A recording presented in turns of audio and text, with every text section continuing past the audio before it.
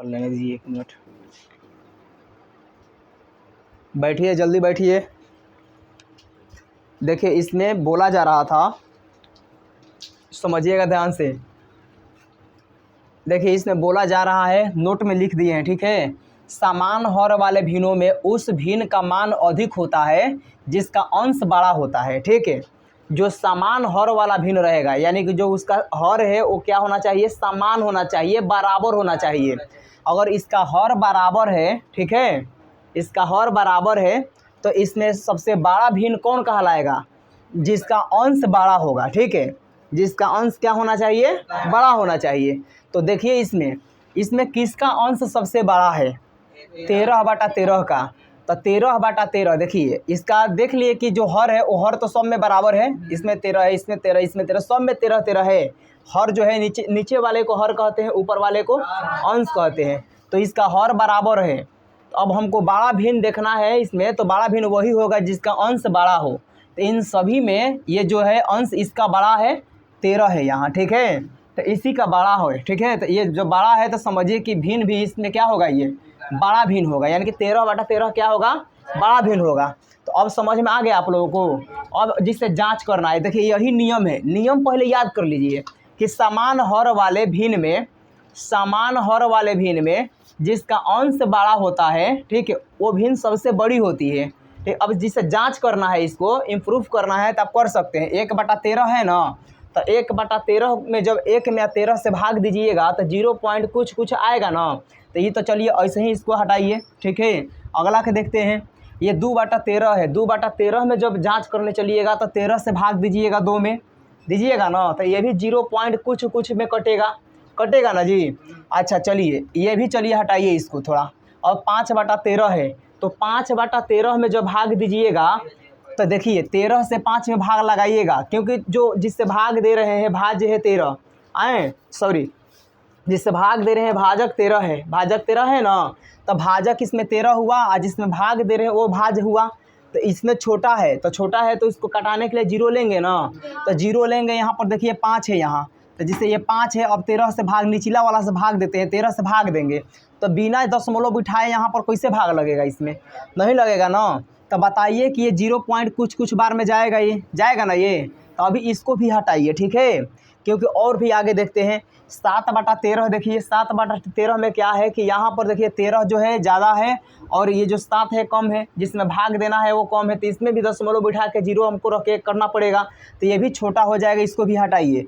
9/13 ये भी छोटा मान है, एक छोटा मान है अपने आप में। अच्छा, ये 11/13 ये भी एक छोटा है, क्योंकि 13 अभी ज़्यादा आ रहा है। यहाँ पर 13/13 है, 13 से आप भाग देते हैं 13 में, तो देखिए 1 बार में आ रहा है, जो कि वो सब 0 दशमलव कुछ बार में कट रहा था। तो बताइए कि 0 दशमलव ये कुछ इधर आएगा, तो ये बड़ा कि एक बड़ा, एक बड़ा। बात समझ रहे हैं। यहाँ पर लिख दिए कि 0.213 कुछ भी मतलब इधर आ गया दशमलव में, एक भाग लगने के बाद में कट के आ रहा है एक। तो बताइए कि इसमें कौन बड़ा, ये वाला बड़ा कि ये एक बड़ा होगा, ठीक है। दशमलव जो होता है 0 दशमलव कुछ से एक क्या होता है, बड़ा होता है। तो ऐसे ही जांच भी आप कर सकते हैं। देखिए ये बड़ा नहीं हो गया, तो वो उसी का ये नियम बताया गया है। यही नियम है कि समान हर वाले भिन्नों में उस भिन्न का मान अधिक होता है, यानी कि ज़्यादा होता है, ठीक है, होता है जिसका अंश बड़ा होता है। तो इसमें जिसका अंश बड़ा होगा ना, वही सबसे बड़ी भिन्न कहलाएगी, ठीक है। वही सबसे क्या कहलाएगी, बड़ी भिन्न कहलाएगी। आ गया समझ में। अब ये किसमें देखना है, जिसका हर जो है समान होना चाहिए, बराबर होना चाहिए। तो हर सब में 13 है ना, तो इसमें जिसका अंश बड़ा होगा वही सबसे बड़ा भिन्न होगी, ठीक है। अब समझ गए आप लोग। चलिए अब हम अगला नोट में देखते हैं। अगला नोट लिखिएगा आप लोग, यही नियम है, इसको याद कीजिएगा आप लोग। बिना याद किए हुए समझिए कि नहीं ये चलेगा। याद कर लीजिए, नियम याद कर लीजिएगा, तो नियम के आधार पर कोई भी मैथ बना सकते हैं, कहीं भी आप नहीं फंसिएगा, ठीक है। चलिए अगला नोट में लिखिएगा, लिखिए अगला नोट। अगला जो नोट में दिया गया है लिखिए, समान हर वाले, देखिए समान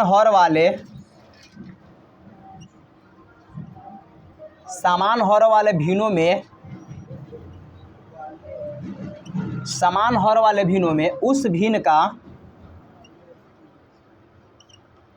उस भिन्न का मान ज़्यादा होगा, उस भिन्न का मान जो है ज़्यादा होगा, उस भिन्न का मान ज़्यादा होगा, ज़्यादा होगा उस भिन्न का मान, ये तो ज़्यादा वाला हो गया है, ठीक है, ज़्यादा वाला हम लिखवा दिए हैं, ध्यान रखिएगा। अब कम वाला लिखेंगे यहाँ, ठीक है, यहीं पर मिस्टेक हुआ था उस दिन, ध्यान रखिएगा। तो अब इसमें समान हर वाले भिन्नों में उस भिन्न का मान कम होगा, यहाँ पर कम डाल दीजिएगा बाबू, ठीक है, कम लिख दीजिएगा। उस भिन्न का मान कम होगा जिसका, लिखिए, जिसका अंश, लिखिए जिसका अंश, देखिए यहाँ पर बड़ा था लेकिन इसमें क्या होगा, कम वाला में छोटा, जिसका अंश छोटा हो, क्या हो, जिसका अंश छोटा हो, जिसका अंश छोटा हो। समान हर वाले भिन्नों में, समान हर वाले भिन्नों में, ठीक है, देखिए समान हर वाले भिन्नों में उस भिन्न का मान कम होगा जिसका अंश छोटा हो। आ गया समझ में। एक तो इसमें क्या होना चाहिए कि जो इसका ये हर है वो सारा बराबर होना चाहिए, समान होना चाहिए, इक्वल होना चाहिए, ठीक है, बराबर होना चाहिए। और उसमें छोटा भिन्न को देखना होगा तो उसमें उसका अंश देखिएगा किसका छोटा है। जिस भिन्न संख्या, समान हर वाले भिन्न में जिस संख्या का अंश जो है छोटा होगा वही भिन्न सबसे छोटा भिन्न कहलाएगी, ठीक है। देखिए जैसे, जैसे में लिखिए, जैसे में लिखिए,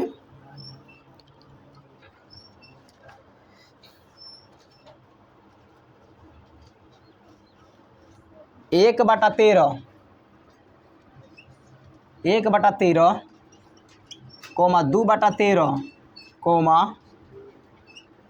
3/13 कोमा 4/13 कोमा 12/13। अब आप लोग बताइए कि इसमें सबसे छोटा भिन्न कौन होगा? सबसे छोटा भिन्न 1/13 होगा। क्यों होगा 1/13 भाई? देखिए क्योंकि यहाँ समान हर वाला भिन्न है, क्योंकि यहाँ पर ये समान हर वाला भिन्न है तो इसका नियम यह कहता है समान हर वाले भिन्नों में उस भिन्न का मान कम होगा जिसका अंश छोटा हो। नियम कहता है, ठीक है। तो इसीलिए यह जो 1/13 है यह छोटा होगा। आप इसको जांच भी कर सकते हैं भाग दे करके, ठीक है। तो भाग दीजिएगा तो ये सबसे छोटा है तो सबसे कम इसका मान आएगा भागफल में 0.0 पॉइंट कुछ में आएगा ये, ठीक है। पूरा ये जबकि कटेगा नहीं। इससे थोड़ा सा ज़्यादा इसका मान आएगा, इससे थोड़ा ज़्यादा इसका मान आएगा, इससे थोड़ा ज़्यादा इसका मान आएगा और इससे सबसे ज़्यादा इसका मान आएगा। समझे? इस प्रकार से ये आप जांच कर सकते हैं इसको, ठीक है। तो ये हो गया आपका, ये नियम हो गया जो नोट में हम लिख दिए हैं। इसको याद कीजिएगा आप लोग, बेगर नियम के नहीं चलता है मैथ ये सब, ठीक है। किसी हर चीज़ को बनाने के लिए नियम ज़रूरी है, नियम आप लोगों को याद करना है, ठीक है। चलिए अब अगला हम देखते हैं, ठीक है। ये आप लोग समझ गए। बोलते हैं एक चिन्ह वाला होता है, चिन्ह वाला समझते हैं बड़ा छोटा कौन है। देखिए इस तरह से जो चिन्ह दिया जाता है, इस तरह से देखे हैं, इस तरह के जो चिन्ह होता है उसको हम कौन सा चिन्ह बोलेंगे? इसको हम लोग बड़ा चिन्ह बोलते हैं। कौन सा चिन्ह बोलते हैं? ये बड़ा चिन्ह होता है, लिख लीजिए इसको आप लोग इसे कोष्ठ में। बड़ा चिन्ह है ये। कौन सा चिन्ह है जी? ये बड़ा चिन्ह है। एक हम लोग ऐसे चिन्ह देते हैं इस तरह से, इसका मुंह जो है इधर होता है, उल्टा होता है, ठीक है। तो ये जो चिन्ह है ये कौन सा चिन्ह है? ये छोटा का चिन्ह है, ध्यान दीजिएगा, ये छोटा का चिन्ह है। ये हो गया छोटा का चिन्ह, ठीक है। ये कौन सा चिन्ह हो गया? छोटा का चिन्ह। इसको इस तरह से नोट कर लीजिएगा। अच्छा, एक हम लोग इस तरह से चिन्ह देते हैं जी, ठीक है। तो ये कौन सा चिन्ह हो गया? बराबर का चिन्ह हो गया। ये हो गया बराबर का चिन्ह, ठीक है। चलिए ये बराबर का चिन्ह हो गया। और एक जो चिन्ह होता है, बहुत सारा चिन्ह होता है, चिन्ह पर हम एक वीडियो और बना देंगे, देख लीजिएगा आप लोग, ठीक है। अच्छा, पढ़ाए भी हैं आप लोगों को, वीडियो भी बनाए हैं, उसमें जाके देख लीजिएगा, ठीक है। चलिए हो गया, इसको नोट। जैसे मान लीजिए, देखिएगा इधर 1 मिनट, जैसे मान लीजिए कि हम लिखें यहाँ पर कि 1/, देखिए पहले यहाँ हम लिखे यहाँ पर 3/7, ध्यान दीजिएगा, यहाँ क्या लिखे जी, 3/7। तो ये यहाँ 3/7 जो भिन्न है, भिन्न संख्या क्या है जी, पूरा को हम लोग भिन्न बोलेंगे, अंश और हर दोनों को मिला के भिन्न बोलेंगे, ठीक है। लिखवाए थे कि भिन्न किससे कहते हैं, x/y को भिन्न कहते हैं, या x/y के रूप में लिखी जाने वाली संख्या को भिन्न कहते हैं, या अंश बटा हर के रूप में लिखी जाने वाली संख्या को भिन्न कहते हैं। लिखवा दिए हैं ना जी। चलिए अब देखिए, जो इसके ऊपर वाला होता है, ऊपर वाले को हम अंश कहते हैं, और जो नीचे वाले होते हैं उसको क्या बोलते हैं जी, नीचे वाले को हर कहते हैं, ठीक है। नीचे वाला को हर कहते हैं, ऊपर वाले को अंश कहते हैं। अब देखिए यहाँ लिख दिए हम 3/7, तो यहाँ 3/7 कहने का मतलब क्या है, तो देखिए इसका मतलब यह है कि 7 में 3 भाग, क्या जी, 7 में 3 भाग है, निकाला गया है। यानी कि इसका 7 टोटल 7 भाग है, उसमें से 3 जो भाग है छायांकित भाग है, रंगा हुआ भाग है, ठीक है, ये बताता है। अब जिससे मान लीजिए यहाँ देखिए 7, इसका 3/7 में जो ये 7 समान भाग है, बराबर भाग है। जैसे मान लीजिए कि एक हम ये सुनिएगा, ध्यान दीजिएगा इधर, जैसे मान लीजिए कि एक हम ऐसे कोई चित्र बनाते हैं, ठीक है, कोई एक आकृति बनाते हैं। इस आकृति में देखिए, जिससे मान लीजिए कि 7 भाग है, 1 भाग, 2 भाग, 3 भाग, 4 भाग, 5 भाग, 6 भाग, 7 भाग, इतना को हम मिटका देते हैं, ठीक है। ए लड़का बाहर रहो, चलो ना, तुम बाहर चलो यार, अभी टाइम, चलो बाहर बैठो, नहीं तो यहीं पर बैठ जाओ, टाइम होगा तब आना ना अपना बैच में जी। हो गया। चलिए देखिए ये कितना भाग है जी, इसमें 7 भाग है। अब देखिए एक, नीचे बैठ जाइए, नीचे सही से बैठिए। देखिए 1 2 3 4 5 6 7, यहाँ पर 7 गो यहाँ बराबर भाग है, समान भाग है, ठीक है। अब इस 7 समान भाग में, इसमें से अगर बात किया जाए कि कितना भाग जो है डैमेज है, 3 भाग जो है इसमें से इस समान भाग है, बराबर है। देखिए कुछ नहीं इसमें पोता गया है, पोता पोती नहीं किया गया है, देखिए एकदम खुलेआम है ये। तो 7 को हम बराबर भाग कह सकते हैं। अगर जैसे ही इसमें कुछ हम काम कर देंगे कुछ बॉक्स में इसका, तो समझिए कि उसको समझिए कि बाहर निकल गया, उतना सामान था, सामान में से बाहर निकल गया, ठीक है। तो जैसे मान लीजिए कि यहाँ पर इसमें दिखा रहा है कि 3/7, तो इसको कहने का मतलब है यहाँ कि ये 7 समान भाग है, बराबर भाग था, इसमें से 3 भाग क्या है, डैमेज है, मतलब कि उसको पोता गया है, निकाल दिया गया है, ठीक है। जैसे मान लीजिए कि हम एक इसको पोत देते हैं इसे, ठीक है, और एक हम इसको पोत देते हैं, और एक इसको हम ऐसे कर देते हैं, और इसको हम भी छायांकित कर दिए, ठीक है। कितना, 3 भाग करना था ना जी। तो चलिए हम 3 भाग ऑलरेडी इसमें कर दिए, ठीक है। अब बताइए कि अब हम कहेंगे कि क्या ये समान भाग है, 7 समान भाग है, नहीं है। काहे नहीं है जी, काहे से कि इसमें 3 गो रंग दिया गया है, इसमें 3 गो रंग दिया गया, तो अब कहाँ से समान भाग होगा ये। अब तो ये चारे गो समान भाग है, लेकिन समान भाग कितना था पहले, 7 था। तो यही 7 में से कितना भाग को रंग दिया गया, 3 भाग को। आ गया समझ में।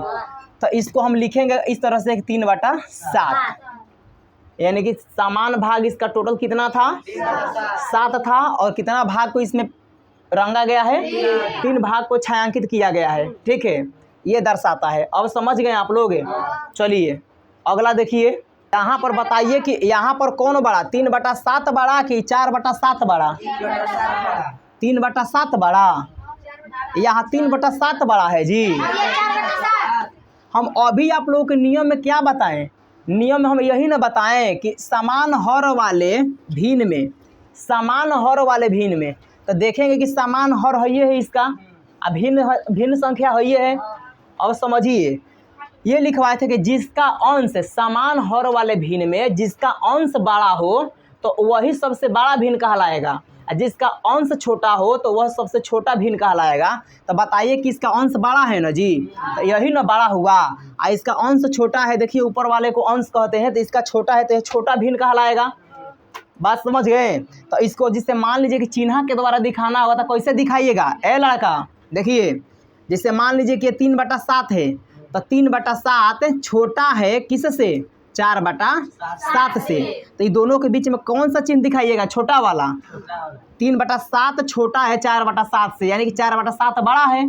अच्छा, अब ऐसे दिखाना कि 4/7 बड़ा है, तो लिखिएगा ऐसे 4/7 बड़ा है किससे? 3/7 से। कुछ इस दोनों में कुछ आप लोगों को डिफरेंट दिखाई दिया? इन दोनों में क्या अंतर दिखाई दिया? केवल पलटा गया है इधर से इधर, ठीक है। देखिए ये 3/7 था, इधर कम वाला था। 3/7 इधर ज़्यादा वाला था। तो जब कम वाला है तो कम वाला को दिखाने के लिए हम क्या बोले? छोटा का चिन्ह लगाएंगे ना जी, छोटा है तो 3/7 छोटा है 4/7 से। इसका मतलब ये हुआ, ऐसे बोलेंगे कि 3/7 छोटा है 4/7 से। और यहाँ पर दिया है कि 4 देखिए अब इसको इसे पलट के हम बोल रहे हैं तो कहेंगे कि 4/7 बड़ा है। ये क्या के चिन्ह है जी? ये बड़ा नहीं है।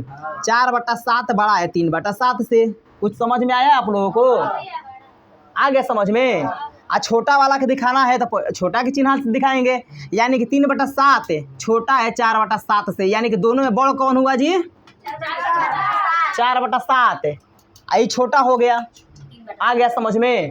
तो बस यही आप लोगों का बाबू बस रूल से यही बस इसको समझना है यहाँ। आ गया समझ में? समझ गए आप लोग? चलिए अगला क्वेश्चन हम देखें।